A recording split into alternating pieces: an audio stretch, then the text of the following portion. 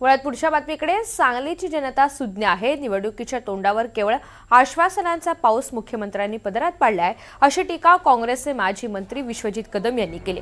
सांगलीमधील महाविकास आघाडीच्या प्रचार फेरीमध्ये बोलत असताना ते म्हणाले की महाराष्ट्रामध्ये माहितीच्या नेत्यांमध्ये फक्त आणि फक्त वाद सुरू आहेत. किती नेत्यांचा किती टोकाला वाद सुरू आहे हे संपूर्ण महाराष्ट्र पाहतोय.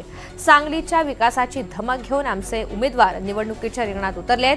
78 ठिकाणी आमचे सर्व उमेदवार निवडणुकीच्या मैदानात आहेत. समझने वाले को इशारा काफी है, असं बोलून कदम यांनी दोन्ही राष्ट्रवादी आणि काँग्रेसची छुपी युती असल्याचं मान्य सुद्धा केलेलं आहे.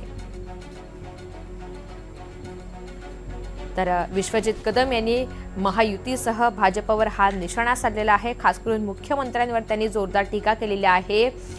गेल्या काही काळामध्ये सांगलीचा विकास नेमका का झालेला नाही असा सवाल सुद्धा त्यांनी उपस्थित केला आणि त्या व्यतिरिक्त दोन्ही राष्ट्रवादी आणि काँग्रेसची छुपी युती असल्याचं सुद्धा त्यांनी मान्य केलं.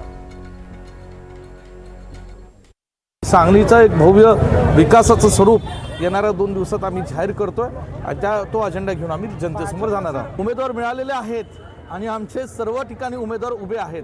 समझने वाले को सिर्फ इशारा बाकी है. आमचे सगळे उमेदवार 78 ठिकाणी उभे आहेत.